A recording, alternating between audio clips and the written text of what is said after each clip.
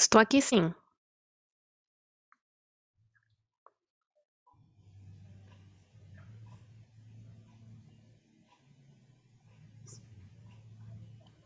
Ok.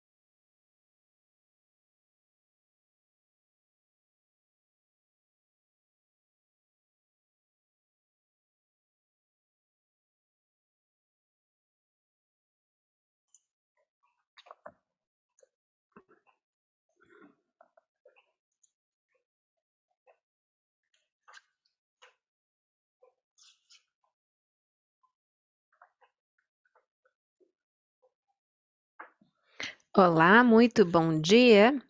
Meu nome é Giovana Amodei, abraço de São Paulo, Brasil.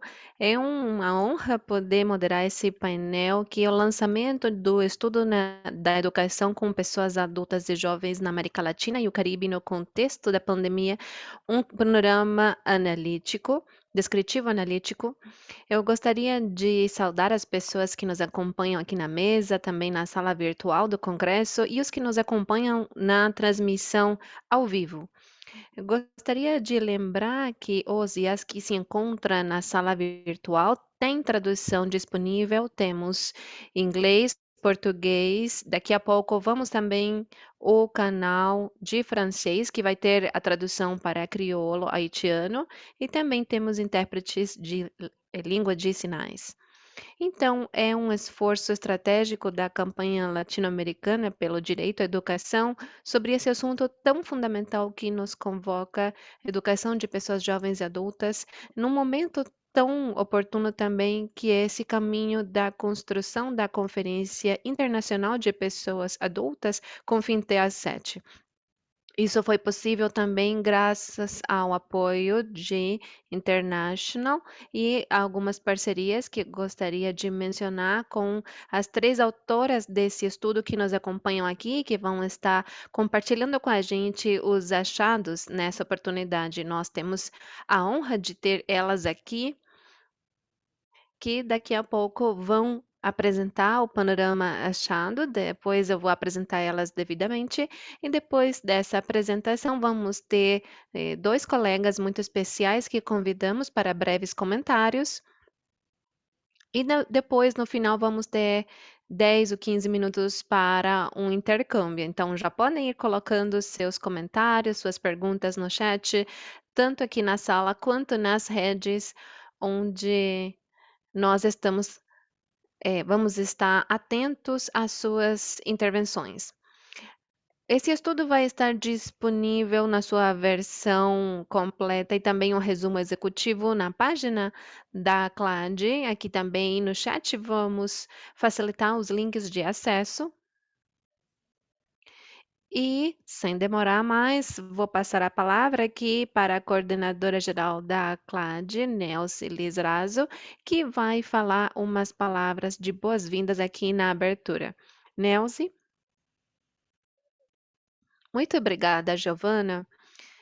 Obrigada a todos que tornaram possível nós estarmos aqui nesse congresso de experiências educativas com um estudo analítico e descritivo de alta qualidade, desenvolvido por uma equipe maravilhosa de consultoras peritas em educação de pessoas jovens e adultas que recolheram a proposta da CLAD de levar em frente esse estudo.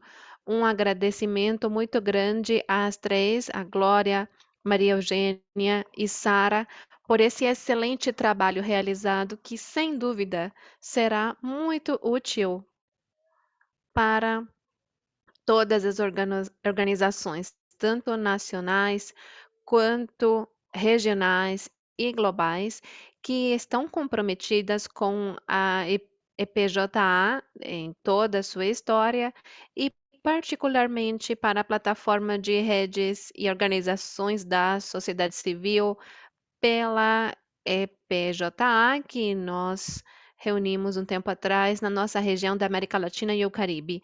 Então, eu quero começar fazendo esse reconhecimento e agradecimento pelo trabalho extremamente profissional dessa equipe de trabalho que vocês vão conhecer daqui a pouco.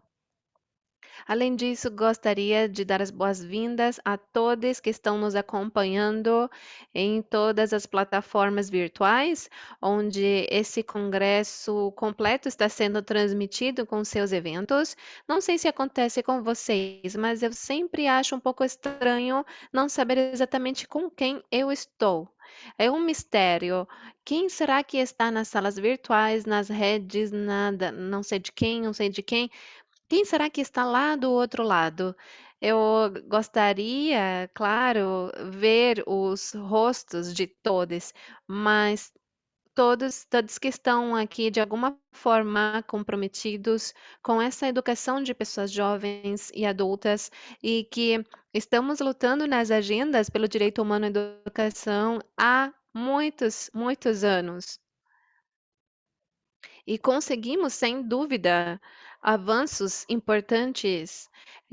Temos conquistas, conseguimos algumas políticas públicas que reconhecem esse âmbito tão importante da educação, mas também eu tenho esse sentimento de que tudo é devagar demais. É muito trabalho, para tudo tem que insistir demais, tem que mostrar, demonstrar demais para que a EPJ tenha a visibilidade e o reconhecimento que ela deve ter nos nossos sistemas de educação pública, particularmente coletando a imensa experiência que as organizações da sociedade civil em todo o continente estão desenvolvendo há décadas na região e realmente eles façam um esforço, um investimento como deve ser nas pessoas jovens e adultas do nosso continente. Também eu gostaria de comentar muito brevemente, 2 minutos apenas, Giovana, uma coisa que aconteceu comigo essa semana, que eu acho que é um sinal de que nós estamos dando passos, e não são passos pequenos. Na segunda-feira, toda essa semana no Equador está sendo o Congresso Internacional pela Educação de Pessoas Jovens Adultas para a Confintea, uma parceria entre o Ministério da Educação do Equador e MBA Internacional que trabalha incansavelmente. E no painel que eu pude falar na segunda-feira era educação de pessoas jovens e adultas, contribuição central para a consecução da Agenda 2030, contextualização e intersetorialidade. Quando eu li o título do painel, eu pensei, a gente está conseguindo algo, porque o reconhecimento público, a contribuição da EPJA para a consecução da Agenda 2030 e também a falar em contextualização e intersetorialidade como uma característica disso, achei que era algo importante em relação ao reconhecimento de várias das propostas que a gente está incentivando há tantos anos em relação à PJA. Então, eu pensei, bom, os passos estão sendo dados, talvez não no ritmo que a gente gostaria, mas estão sendo dados. Esse aqui, esse documento agora é mais um passo, mais uma contribuição da CLAD com essa equipe de profissionais que vocês vão conhecer daqui a pouco para todo o mundo da educação de pessoas jovens adultas e o mundo do direito, da luta pelo direito humano à educação. Esperamos que realmente seja muito usado e que se transforme numa ferramenta de incidência para a Confintea e depois da Confintea. Sejam todos muito bem-vindos. Bom, muito obrigada, Nelson. Então, a gente vai dar aqui, vai fazer o lançamento aqui do relatório. Eu vou mostrar aqui as autoras, vou apresentar as três para não interromper durante a apresentação. As três são especialistas em EPJA. Aqui estão, então, Glória Hernandes Flores, pesquisador do Instituto Superior de Ciências da Educação do Estado do México. Seja muito bem-vinda, Glória. Também temos aqui Maria Eugênia da Universidade Metropolitana de Ciências da Educação do Chile, e nossa querida Sara Mendonça, que é pesquisadora e especialista do campo da EPJA. Então, vamos começar com Sara, e entre as três vocês vão se organizando nesses minutos de apresentação. Eu vou avisar quando o tempo estiver acabando. Pode falar, Sara. Muito obrigada, Giovana. Muito bom dia a todas e todos. Obrigada pelo convite e vamos começar para não perder tempo. Eu vou compartilhar uma apresentação muito breve. Eu espero que estejam vendo todas e todos. E bom, então, como foi falado anteriormente, nós vamos compartilhar com vocês de forma muito genérica quais são os resultados, os achados, o processo de construção que a gente seguiu nesse estudo denominado A Situação da Educação com Pessoas Jovens e Adultas na América Latina e o Caribe no contexto de pandemia. É um panorama descritivo analítico, como podemos ver ali, e aqui estamos nós três, que é a equipe de trabalho. Nós seguimos um processo conjunto, colaborativo, muito interessante, além de diálogo permanente com muitas e muitos outros dentro do campo da IPJA, como também aqui a minha colega Glória vai falar. Então, esse estudo foi encomendado, como sabemos, pela CLAD, como uma contribuição da América Latina e o Caribe para o processo da Confintea 7 e algo muito importante que vamos destacar ao longo da nossa apresentação, sempre de uma perspectiva do direito humano à educação. Nós fizemos isso entre julho e setembro deste ano, está fresco e está pronto para poder compartilhar e, claro, nos enriquecer sempre com as suas opiniões e contribuições. Antes de começarmos, rapidamente eu quero falar por que que nós colocamos essa foto. Por que que nós três escolhemos essa foto para compartilhar essa pesquisa?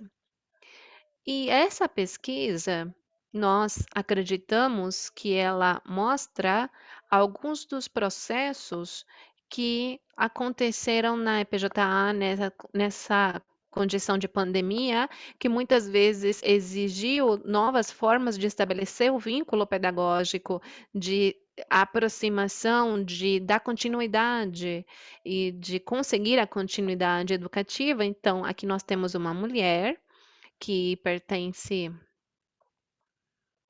a um povo originário indígena Mixteca de Oaxaca, no México. Essa foto foi tirada pela assessora dela. Podemos ver que é uma mulher que não é precisamente considerada jovem, ela está usando o celular, que, como vocês vão ver, e provavelmente muitos sabem, foi está sendo um recurso de muita ajuda, muita presença dentro dos processos educativos na pandemia. Achamos que era uma foto muito expressiva em relação a esses processos que estão acontecendo no marco da educação com pessoas jovens adultas nesse momento de pandemia. E bom, nós queremos compartilhar também que o nosso estudo, ele está integrado por 4 grandes capítulos, tem um resumo executivo, tem algumas sessões preliminares e temos 4 grandes sessões. O primeiro é o marco referencial do documento, que nos oferece uma visão geral sobre de onde nós estamos partindo, quais os nossos posicionamentos em relação à educação de pessoas jovens e adultas, que contexto nós estamos considerando que permeia justamente o que foram e são as práticas, as situações, as perspectivas de uma forma muito concisa. Nós também vamos comentar como foi o processo metodológico para a realização da pesquisa e temos um capítulo dedicado à análise de informações documentárias que obtivemos de diferentes fontes. Temos uma seção de análise de informações provenientes de atores da educação com pessoas jovens e adultas e também, claro, tanto na análise documentária quanto na análise das informações vindas dos atores, nós tivemos certas categorias que foram se construindo no processo e que tem a ver com isso que vocês veem aqui, desde a institucionalidade, os sujeitos, as condições de uso das tecnologias, a dimensão pedagógica, o financiamento e os recursos. E, finalmente, nós temos um capítulo sobre conclusões, recomendações e linhas estratégicas, que nós com certeza vamos compartilhar de forma um pouquinho mais detalhada daqui a pouquinho. Então, isso daqui ainda não vou usar, mas desde agora queremos agradecer à CLAD e todas as instituições e pessoas que contribuíram com a gente para que pudéssemos fazer essa pesquisa. E se tivermos um pouquinho de tempo, nós vamos passar aqui os nomes das pessoas que nos acompanharam, nos apoiaram na realização de todo esse trabalho. Muito obrigada e passo a palavra para as minhas colegas.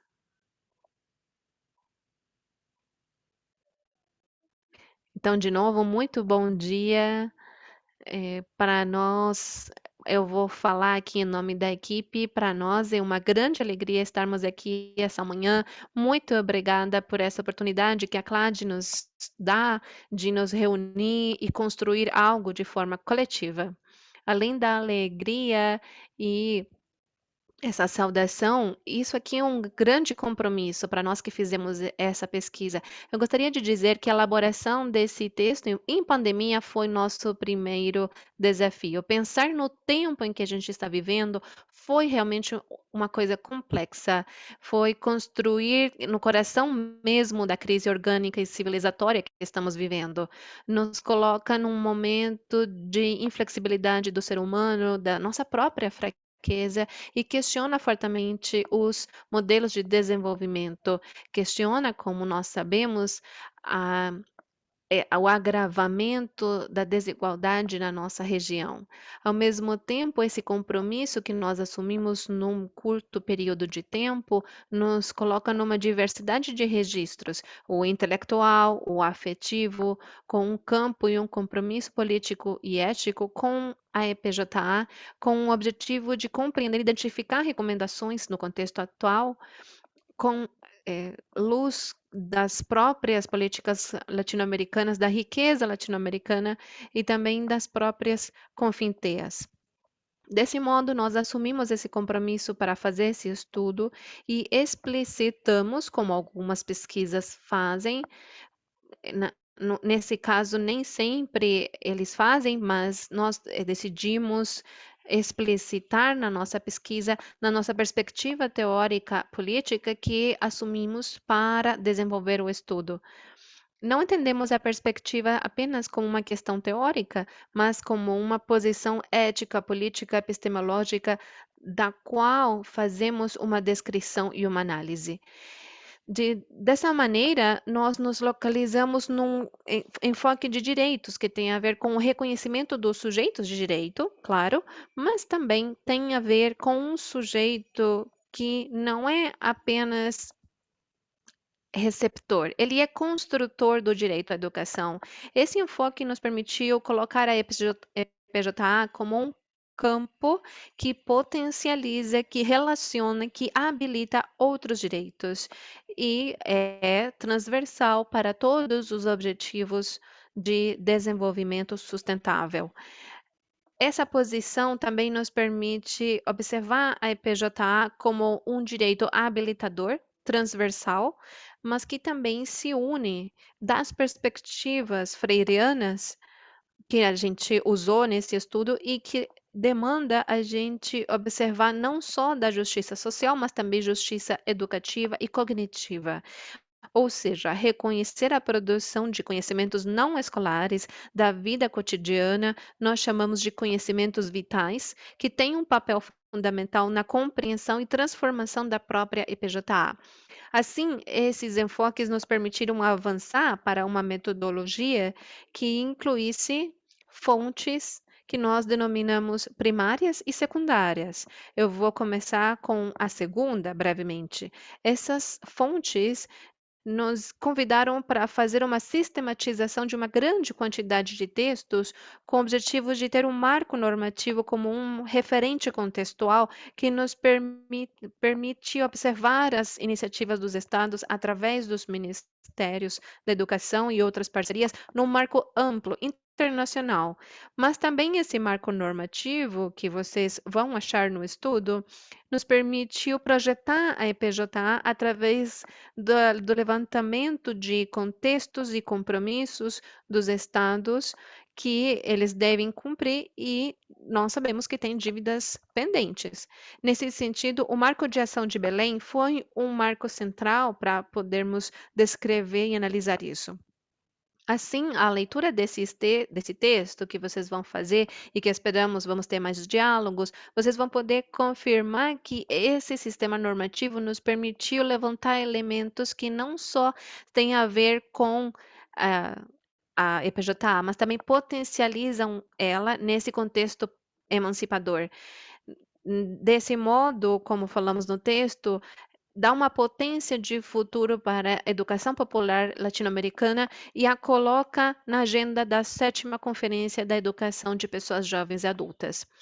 Nós achamos um elemento que queremos compartilhar nesse processo metodológico, é uma falta de sistemas de informações atualizados em relação a indicadores confiáveis, válidos, transparentes para a IPJA, que não só têm um impacto na tomada de decisões, mas também na própria geração de conhecimentos. A ausência disso em sistemas nacionais e internacionais é inaceitável, porque isso mostra a marginalidade desse campo e torna difícil como nós experimentamos a geração de conhecimentos. Porém, nós continuamos avançando com fontes secundárias que foram sistematizadas em fichas para cada um dos 18 países, através da definição de 5 eixos que definimos com base nas análises prévias: a institucionalidade, as condições de uso das tecnologias, os sujeitos e sujeitas da pandemia, a dimensão pedagógica e os financiamentos. Dessa forma, nós avançamos com fichas para cada um dos países que foram fontes fundamentais da descrição analítica. Mas também decidimos construir, desenhar fontes primárias através de conversatórios. Esse foi um elemento fundamental no processo, porque foram realizados como espaço de diálogo com especialistas, funcionários e funcionárias dos ministérios, educadores e educadoras, que tornaram possível recuperar a experiência vivenciada através da resposta estatal na pandemia, que foi algo que mencionamos no estudo, em relação às condições prévias, porque como é que nos pegou, nos encontrou essa pandemia, mas também do lugar das comunidades, dos movimentos sociais, que tornaram possível que essas conversas tivessem vida, para poder reconhecer as experiências que não só elas, mas também as perspectivas e potências de futuro que se encontram nas comunidades foram um elemento-chave, as próprias pessoas.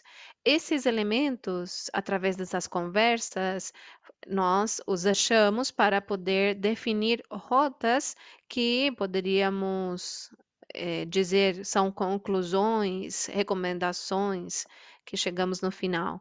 Por isso, essa metodologia, como nossa colega Sara Helena falou, nós queremos reconhecer, agradecer essa conversa honesta, carinhosa que achamos nesses diálogos e que nos mostraram uma enorme diversidade, não só em relação aos locais, mas em relação às gerações. Tivemos jovens educadores e educadoras que também compartilharam suas experiências, seus problemas, mas também suas esperanças. Com isso, a gente construiu uma metodologia que levou uma forte sistematização desses enfoques, dessas vozes, e que tem um caráter fundamental que vocês vão poder observar no estudo. É uma análise, uma descrição, claro, localizada, contextualizada. E esse contexto nos levou a observar o reconhecimento dessa crise orgânica, civilizatória, que afeta não só a vida humana, mas a vida global do planeta.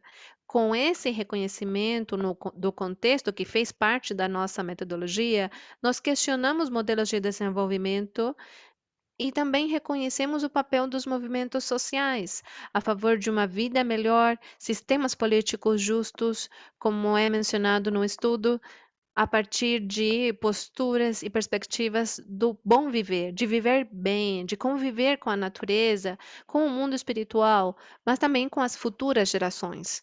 Por isso que nosso enfoque ele adiciona de maneira forte a intergeneracionalidade.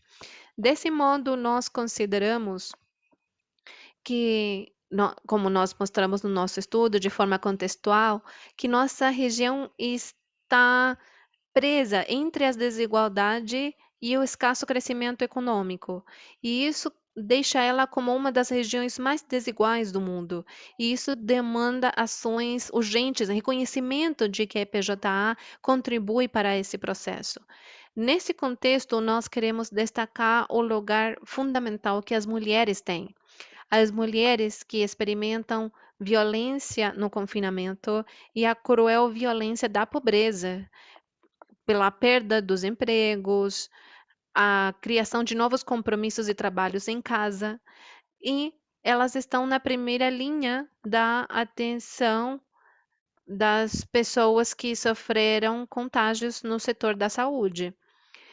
Também nas escolas e nos espaços da EPJA, a educação passou para os lares, através de dispositivos digitais, e isso evidenciou as brechas, desigualdade digital, num contexto de risco e exclusão que não só tem a ver com a falta de acesso, mas também as condições de informações para seu uso. Assim, nesse contexto, nós observamos os elementos que se juntam à perda, talvez temporária, dos territórios de interação educativa. Esse vínculo pedagógico que tem que ser construído de outro modo, e a leitura de situações limites para a construção com perspectiva do pedagogista latino-americano Paulo Freire desse mérito americano. Desse modo, a educação se transforma. Parece que desaparece a possibilidade de estarmos juntos, pelo menos nesse momento de pandemia, mas os códigos comunitários e os sujeitos de educadores e educadoras foram centrais nesse contexto. Desse modo, a lógica de construção do nosso texto permitiu considerar perspectivas teóricas, contextos, experiências vividas, expectativas, esperanças, críticas, problemas. Tudo isso constituiu a lógica de construção, fundamentalmente a partir do diálogo, da problematização, mas também colocando amor, essa amorosidade que Freire chamava, a construção de experiências juntas. E esperamos que essa lógica não seja rígida, mas que seja um encontro dialógico com a ciência e com todos que participaram para construir, como falamos, outra narrativa de educação com as pessoas jovens e adultas. Muito obrigada.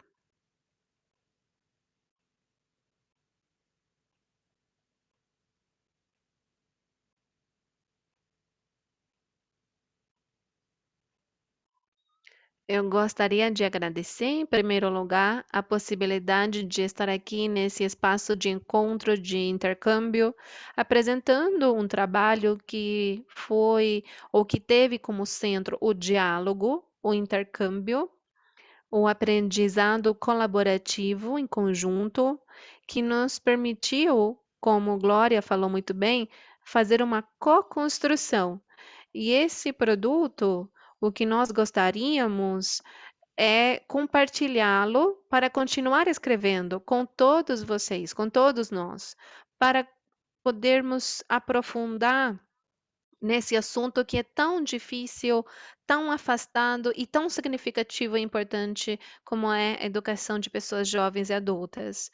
E eu falo difícil e afastado porque nos achados que nós eh, encontramos, nós temos 5 âmbitos que se interconectam e nós vemos a condição de institucionalidade, condições de uso da tecnologia, reconhecimento dos sujeitos à pandemia, a dimensão pedagógica, o financiamento e os recursos alocados. E então vemos que tem um caminho difícil na educação de pessoas jovens adultas, um caminho difícil e também que dá esperança, porque nós vemos que a partir das conversas que nós tivemos, vemos que caminhos se abrem na educação de pessoas jovens e adultas. Parece que tem possibilidade de construir uma nova narrativa, uma nova forma de observar, valorizar a educação de pessoas jovens e adultas. Com isso, eu vou falar brevemente sobre os achados e as conclusões principais do estudo. Nós falamos que uma das dimensões é a institucionalidade, né? O que nós observamos nesse âmbito é que devemos compreender, talvez é até lógico, que a situação da pandemia, de alguma forma, também reflete as políticas e as situações prévias ao impacto da Covid. E dentro disso, em nível de institucionalidade, nós vemos um novo problema que é a fraqueza institucional para projetar políticas de longo prazo. Em pandemia, essa tendência foi dominante. Inclusive, nós, no levantamento que fizemos de 18 países em relação à documentação como fonte secundária de informações, vimos que a maioria deles tem omissão da EPJA ou é apenas um assunto secundário, uma nota.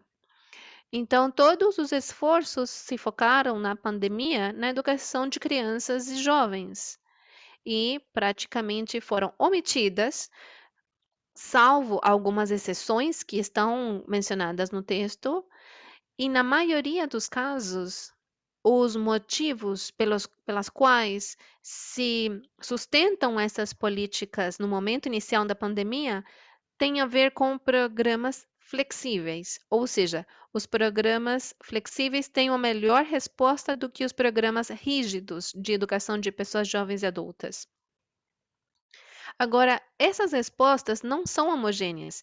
Em alguns países, simplesmente eles desconsideram essa modalidade. Bom, já tinha países que antes tinham desconsiderado essa modalidade, que um caso emblemático é o do Brasil, mas podemos dizer que, de alguma forma, tem uma resposta em termos de mobilização social.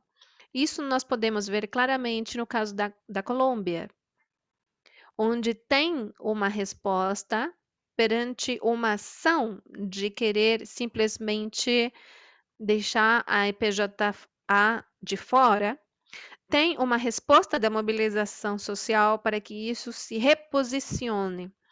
Então, vemos que as políticas não só têm a ver com o que acontece em nível de tomada de decisão dos estados, mas também com as respostas organizadas, as incidências que isso pode ter em nível de sociedade civil. Desse ponto de vista, embora prevaleça esse caráter marginal da IPJA nos sistemas nacionais, podemos sim dizer que tem uma certa pressão que não está articulada, que são diferentes, às vezes são territoriais, locais, onde a continuidade da EPJA se sustenta. Então, sabendo que existe aquela imensa fraqueza institucional, prevalecem outras ações que têm uma incidência na continuidade da educação de pessoas jovens adultas, mesmo em condições de pandemia. Outro assunto tem a ver com o uso da tecnologia. Eu acho que isso é algo que nós podemos verificar em qualquer um dos contextos educativos, que sempre teve aquela desigualdade, aquela vulnerabilidade em termos do exercício do direito à educação, que é que depende das discriminações próprias de cada sistema educativo. O que aconteceu em pandemia em relação à PJA? Efetivamente, teve uma maior brecha digital. Isso constitui, logicamente, um obstáculo para a continuidade da oferta educativa, mas mesmo em países como o Uruguai, que tem uma expansão, por assim dizer, tem oferta, tem cobertura do ponto de vista do acesso à tecnologia. Porém, na EPJA sempre tem uma brecha, quer porque não tem suficientes computadores, quer porque os locais são de difícil acesso. Então, nós vemos que as condições de uso da tecnologia fica pior, ela agrava a brecha e a vulneração do direito à educação. Isso tem a ver com o outro aspecto, que tem a ver com o terceiro ponto, que é a identificação dos sujeitos da EPJA. Muitas vezes, em quase todos os lares, nós podemos verificar que, perante a necessidade de conexão dos filhos, das filhas, para o sistema educativo, os próprios estudantes de educação de pessoas jovens adultas preferiram dar acesso à tecnologia para os filhos ou para as filhas. Então, de alguma forma, nós vamos descobrindo que os próprios sujeitos da EPJA, eles mesmos se adiam, eles se deixam para trás, porque não têm capacidade de valorizar o enorme esforço que tem das pessoas jovens e adultas, inclusive eles mesmos não se valorizam. Então, esse direito, essa internalização do direito, direito de ser sujeito de educação, é um assunto, é um caminho que nós temos que abrir. O fato de se sentir sujeito do direito à educação. Nessa identificação, nós podemos verificar que quase toda a ação durante a pandemia ou nesse ciclo pandêmico, porque inclusive nós dizíamos isso não é pandemia e pós-pandemia. Não, é um ciclo pandêmico, é uma pandemia itinerante, intermitente. Então, o que acontece é que nessas circunstâncias, o que nós podemos comprovar é o enorme esforço e importância que os educadores e educadoras tiveram. Isso foi uma coisa unânime em todas as conversas. Tudo que foi apoio mútuo, a capacidade de demonstrar solidariedade entre docentes, os testemunhos de muitos que falavam que conseguiram ferramentas tecnológicas através da solidariedade. O fato também de como os próprios docentes ti- se tivesse no celular, o que tivesse na mão, eles iam contatar os estudantes. Muitas vezes era um local de encontro socioemocional, perguntar pela saúde da outra pessoa, o que que nós podemos fazer por você. Muitas vezes iam visitar eles, deixar textos nas casas deles, mesmo em pandemia, colocando em risco a saúde. Eles usaram estratégias que a gente deveria fazer uma pesquisa especial só para ver o que aconteceu, o que que os docentes fizeram durante a pandemia. Maria Eugênia, desculpa interromper, mas você só tem mais um minuto. Desculpa. Ah, então, desculpa, eu vou diretamente então. Eu gostaria somente de destacar que teve muito esforço em relação à visão pedagógica.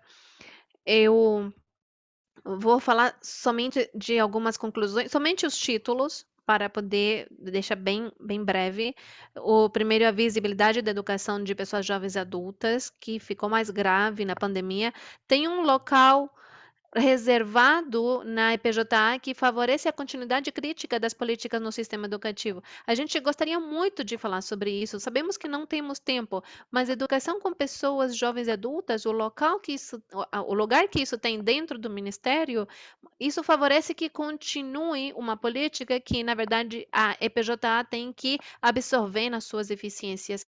Não não parece uma oportunidade, mas um lugar reservado para dissimular as próprias deficiências do sistema educativo, né? O assunto dos ODS, as políticas não estão garantindo seu cumprimento. Nós queremos também indicar.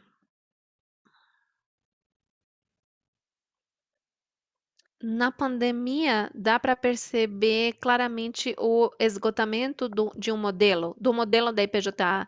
Observamos a importância da aprendizagem intergeneracional, intercultural, os novos espaços e tempos dessa pedagogia que nos desafia para acharmos novos significados, novos valores dessa educação, e são muitos os âmbitos e deficiências que a pandemia deixou visível, não só como intercâmbio entre jovens e adultos, pelo intercâmbio ou ajuda com a pandemia, ou mães e pais que ensinam afazeres domésticos. A pandemia também dá a possibilidade de um diálogo diferente, transversal, que acontece nas casas, nos espaços comunitários e de trabalho. Muito obrigada. Nós tentamos. Eu acho que tem um último ponto que eu gostaria, pelo menos, enunciar, que é a insuficiência de pesquisas que dificulta a produção de conhecimentos em relação ao IPJ. Bom, é, Gil, eu gostaria de falar somente dois pontos em relação a essas conclusões. Nós não vamos falar de todas as recomendações, apenas dois pontos. Acho que nós estamos na plena convicção de que devemos construir uma nova narrativa para a EPJA. Esse é um ponto fundamental. Outro ponto que não podemos omitir é o fato de que é preciso e urgentíssimo, em marco de pandemia, pós-pandemia, pandemia intermitente, o trabalho de profissionalização de as e os docentes e educadores. E um ponto que queremos destacar é a necessidade de reformular as confinteias, sua organização, estruturas e formas de participação. E com isso, desculpem, nós encerramos. Muito obrigada. Bom, nós ficamos muito entusiasmados, nós queremos saber dessa riqueza, dessas conclusões. Agradecemos muito a equipe, agradecemos a Glória, a Maria Eugênia, Sara, por a riqueza, a beleza desse trabalho, dessa apresentação, pelos desafios e também as propostas. Claro que vocês apresentam, que estão muito bem colocadas no documento, que já compartilhamos aqui no chat. Não sei se vocês tiveram a oportunidade de ver. Mas, bom, como vocês sabem, tem muitas conversas na frente, muitos elementos para reflexão e debate, e vamos continuar com isso depois dessa apresentação pública. Aqui nós recebemos saudações de pessoas que nos acompanham, gente querida do Brasil, Colômbia, Honduras, Paraguai, Chile, de outros lugares também da América Latina e do Caribe. E, bom, como a ideia é continuar somando vozes, sem mais demora, eu quero convidar nosso colega Timothy Arler, atualmente vice-presidente do Conselho Internacional de Pessoas Jovens Adultas, ICAE, para a América Latina. Ele é membro da nossa plataforma de redes regionais pela IPJA, também professor da Universidade Federal de Paraíba, entre muitas outras coisas. Ele conhece muito de perto esse campo, então é um grande prazer, Timothy, ter você aqui com a gente. E agora a palavra é sua para 10 minutos de comentários. Bom dia, Giovana. Bom dia a todos que estão participando. Vou aproveitar para falar em português.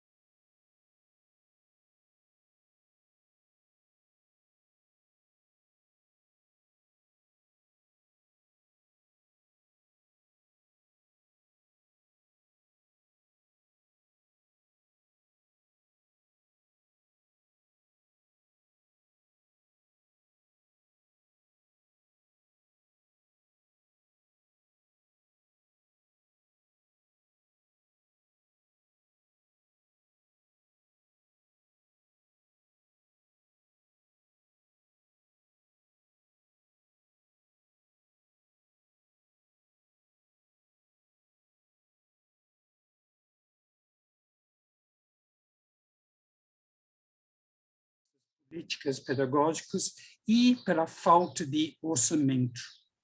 E essa falta de prioridade ficou ainda mais evidente durante este período de pandemia. Além disso, o relatório anota a ausência da AEJA em vários relatórios produzidos por agências internacionais ou regionais sobre o impacto da pandemia na AEJA, que termina reforçando esse sentido de invisibilidade. E eu diria que sentimos muito a falta do histórico apoio da Unesco nesse momento. O segundo comentário é como foi colocado por Maria Eugênia, a necessidade de tecer uma nova narrativa para a educação de jovens e adultos. A velha narrativa em que a AEJA se refere basicamente a um modelo deficitário e compensatório já se esgotou. Há uma necessidade de se nutrir a partir de outras epistemologias, sem ser necessariamente as epistemologias eurocêntricas dominantes. Isso implica uma profunda mudança de perspectiva, de propostas universais para propostas pluriversais, que compreendem e abraçam a diversidade que faz parte da riqueza da vida neste planeta. E o terceiro ponto que Maria Eugênia também se referiu, eu acho fundamental, é o reconhecimento do trabalho frequentemente heróico das educadoras e educadores de EJA, que frequentemente, sem apoio, ofereceram apoio pedagógico, apoio emocional e até apoio material e financeiro para os seus alunos. Quanto às sugestões, primeiro, penso que, com relação ao destaque dado à perspectiva de educação como um direito humano fundamental, se torna urgente revisitar a Declaração Universal de Direitos Humanos promulgada em 1948. Sem negar a sua importância, precisamos reconhecer que a declaração é essencialmente antropocêntrica e reconhecer também que há outras milhares de formas de vida nesse planeta que têm o direito a florescer. A visão antropocêntrica de direitos humanos termina reforçando uma visão igualmente antropocêntrica da relação entre humanidade e natureza, com os resultados desastrosos que estamos vivendo, vis-à-vis o próprio conceito de sustentabilidade.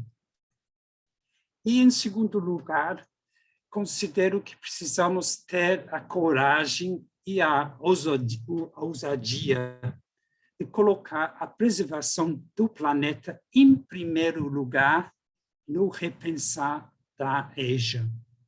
Isso implica na necessidade de orientar os nossos processos e práticas educativas com adultos por questões ecopedagógicas e questões da saúde.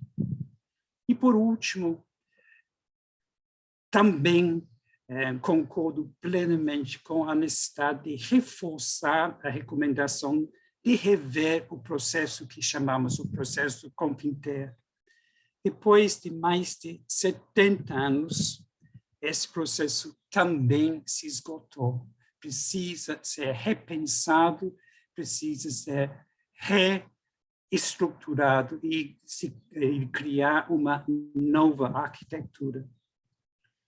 E termino repetindo os parabéns para a CLAD, para as professoras Glória Hernandes, Maria Eugênia, Sara Helena, por esse excelente análise da situação de EPEJA na América Latina e um documento, uma análise mais do que necessário neste momento para garantir que a AEJA não seja tão invisível como tem sido ao longo dos últimos 2 anos e mais. agradeço muito este momento de poder fazer os meus comentários. Muito obrigada, muchas gracias, Gi. Muy Mu- importantes os aportes e reflexiones fundamentais, ¿no? Que vão sumando.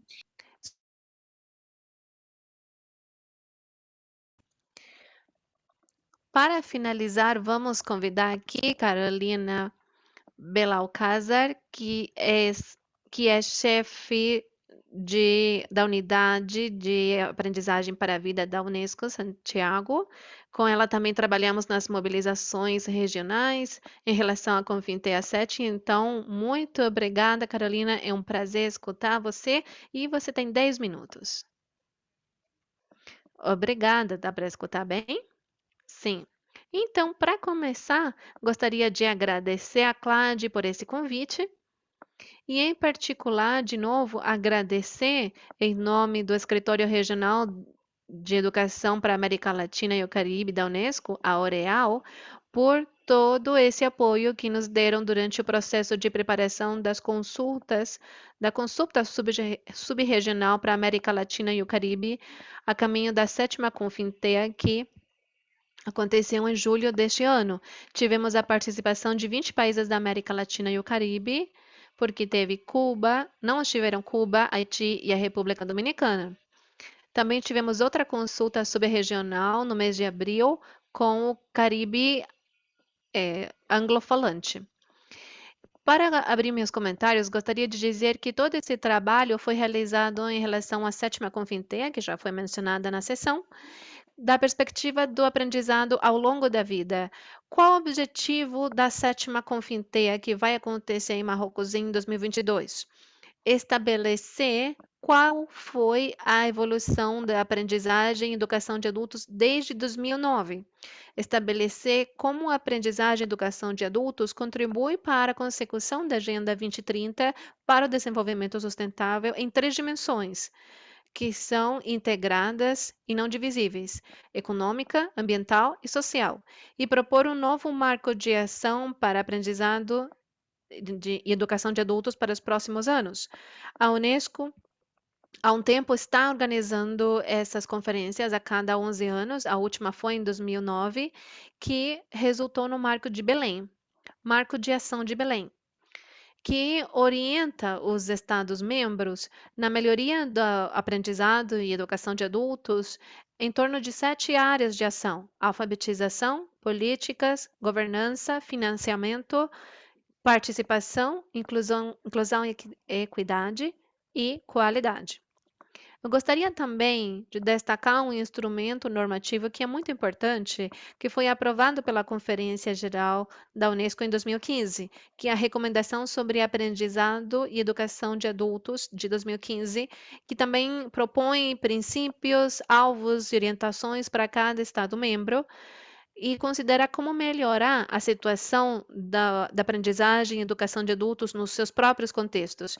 Isso é um marco que ajuda os países a terem referências e a monitorar como eles estão em relação às suas políticas públicas. Por exemplo, qual é o alvo da aprendizagem e educação de adultos? Conforme essa recomendação, é dar às pessoas as capacidades necessárias para exercerem seus direitos, fazê-los efetivos e serem responsáveis do seu próprio destino.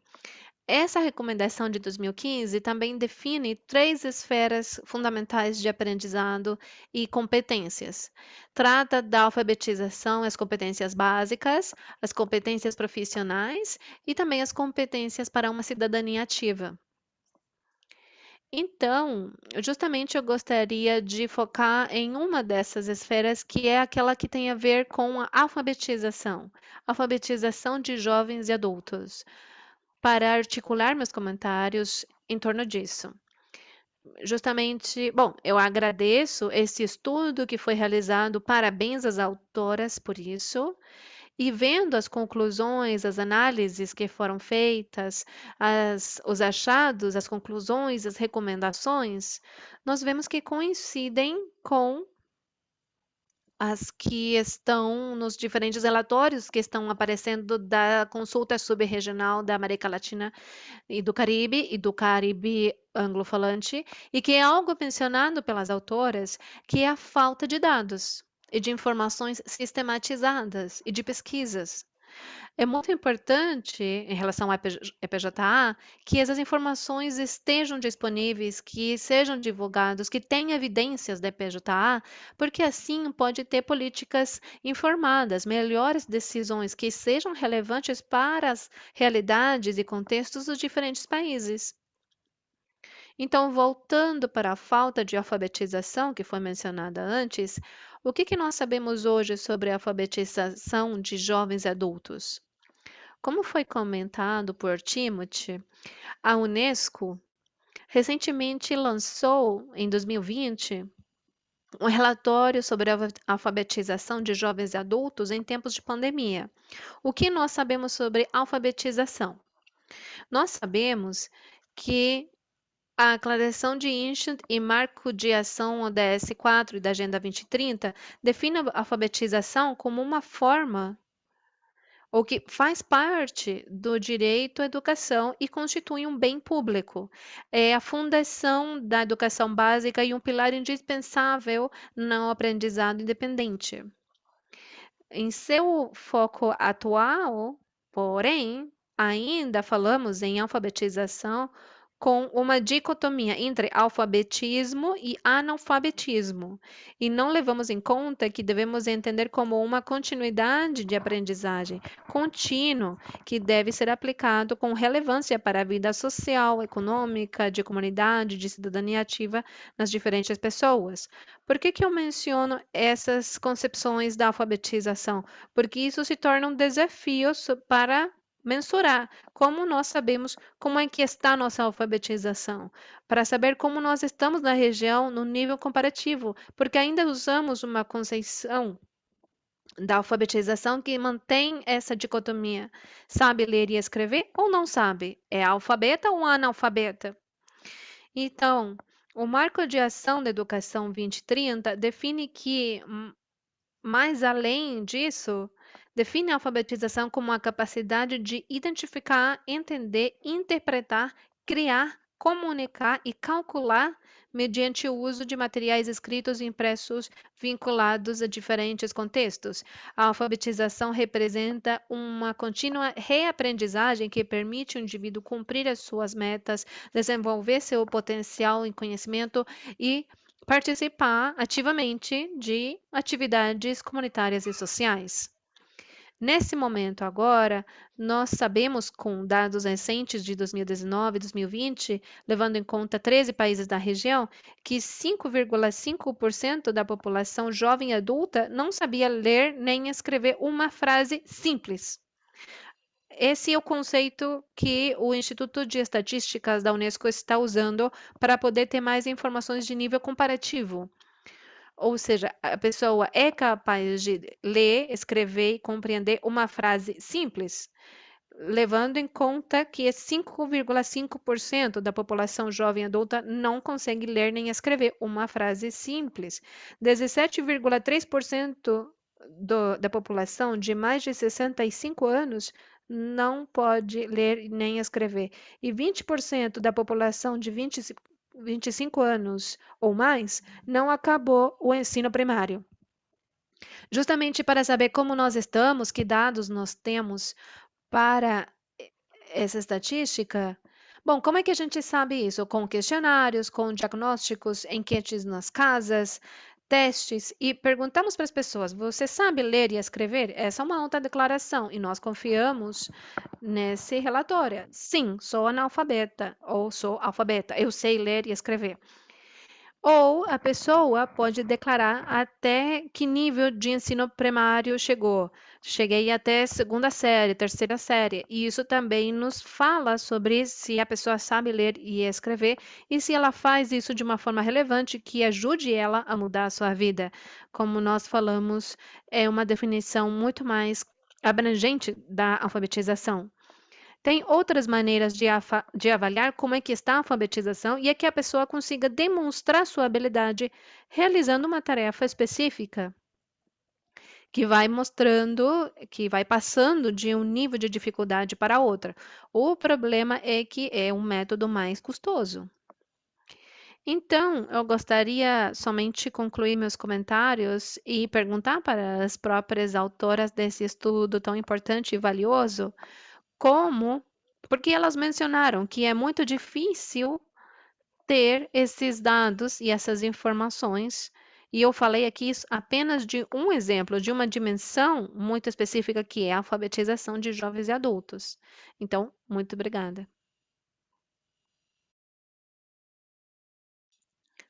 Muito obrigada, Carolina, por essas contribuições, os pontos complementares que você levanta. Com certeza a gente vai continuar esse intercâmbio. Então, queridas, queridos, nós aqui temos o clássico desafio do tempo no nosso painel, mas eu não quero deixar de devolver a palavra para Sara, Maria Eugênia, Glória, se elas quiserem fazer um minuto de comentários para falar de algum dos pontos interessantes que nós escutamos aqui de Timothy e da Carolina. Também gostaria de comentar que recebemos muitas saudações, muitas perguntas específicas, comentários muito pertinentes para esse debate. Temos saudações da Colômbia, que fala dos grandes desafios e de que os estados cumpram e garantam o direito à educação de jovens adultos. Também do Chile, dizendo que eliminar as brechas que Maria Eugênia descreve muito bem é um grande desafio para a IPJA. Também, se tiver qualquer outro comentário, perguntas, nós estamos atentos ao chat. Eu vou passar a palavra para as três, caso queiram, não sei em que ordem, Sara, Glória, Maria Eugênia, se quiserem falar 2 ou 3 minutos como considerações finais, e estamos já acabando o nosso tempo. Bom, eu só gostaria de usar 1 minuto para dar o resto do tempo a Sara. Agradeço o compromisso enorme com a geração de conhecimento e nós queremos, com esse estudo, avançar para a construção de uma nova narrativa. Eu acho também que precisamos ser um pouco mais radicais, se me permitirem essa palavra, para evidenciar o que nós estamos sustentando há muito tempo e as perguntas que devemos responder. Eu, nessa equipe que eu me orgulho muito em pertencer, a gente fala muito sobre a posição da EPJA, mas a pergunta é que tipo de EPJA nós queremos posicionar. Então, são perguntas que ficam abertas e que nós, como equipe, continuamos convocando ao diálogo com esse texto como pré-texto para a gente continuar se encontrando. E muito obrigada. Aqui eu vou encerrar. E muito obrigada, Claude, por esse apoio a todos que estiveram presentes nesse estudo, que foram muitas pessoas que o construíram.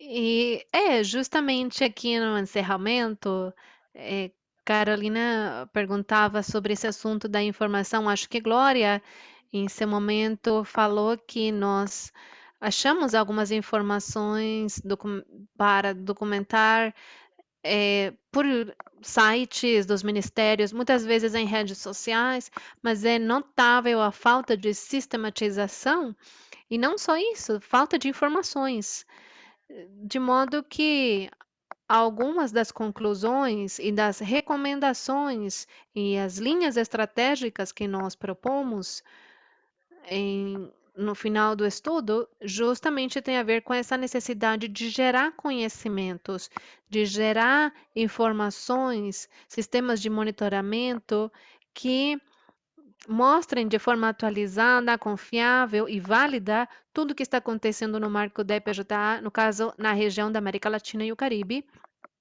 E isso achamos que é uma iniciativa que deve ser realizada agora. Por outro lado, uma coisa que nos parece importante continuar a destacar é sobre poder pensar em outros aspectos emergentes na pandemia. Um deles tem a ver com a questão da criação de cidadania digital. Nós sabemos que a presencialidade, todos os aspectos relacionados com o contato face a face, tudo que é preciso para construir um vínculo pedagógico poderoso, importante, com resultado, precisa da presencialidade. Mas devemos admitir que no contexto de pandemia, é preciso ter uma cidadania digital.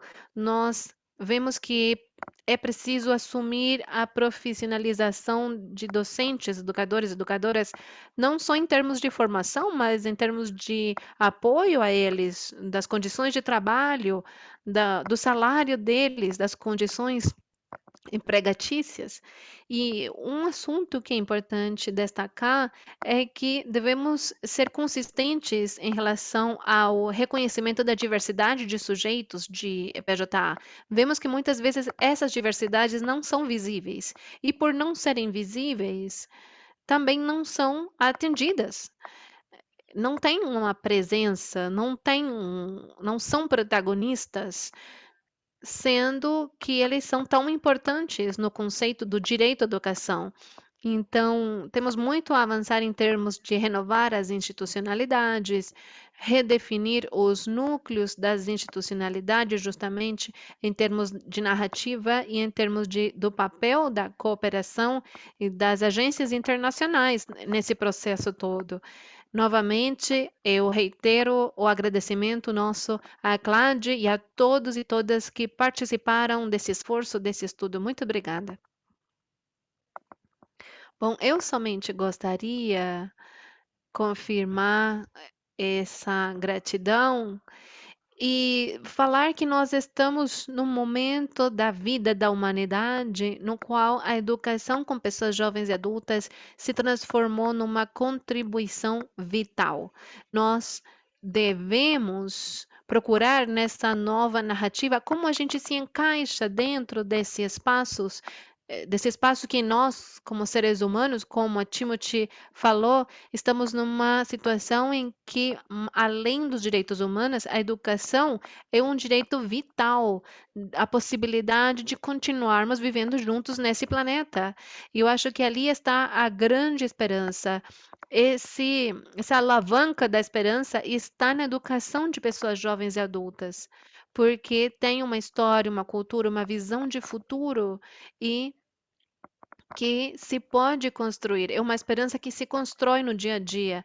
Essa esperança está também na educação de pessoas jovens e adultas, e é ali que nós todos e todas queremos nos encontrar, porque todos fazemos falta.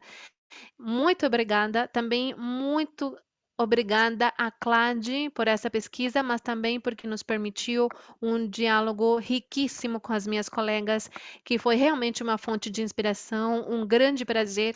Então, muito obrigada a Sara Helena e a Glória.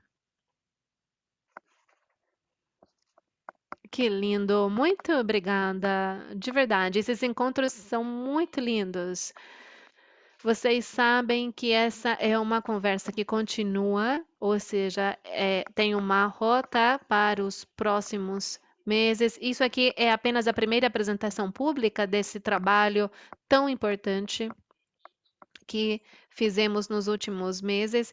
Nós ficamos felizes por isso, inclusive achamos que é uma ferramenta de reflexão, análise, trabalho e incidência, ou seja, tem muito a fazer e com certeza vai ter outras oportunidades de diálogo, intercâmbio, também da articulação da plataforma de redes.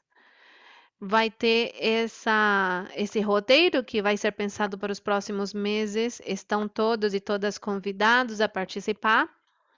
Também convidamos a continuar aqui seguindo as atividades do Congresso, da CLAD. Nós temos aqui outra começando daqui a 15 minutos, de fato. São todos e todas muito bem-vindos. É uma semana muito intensa, de muita reflexão e debate, mas também de muita inspiração. Então, agradeço muito pela potência desse encontro. Um abraço novamente, uma saudação especial a todas e todos. Lembrando que tudo isso vai ficar gravado e disponível para as pessoas que não puderam estar aqui ao vivo. É isso. Muito obrigada.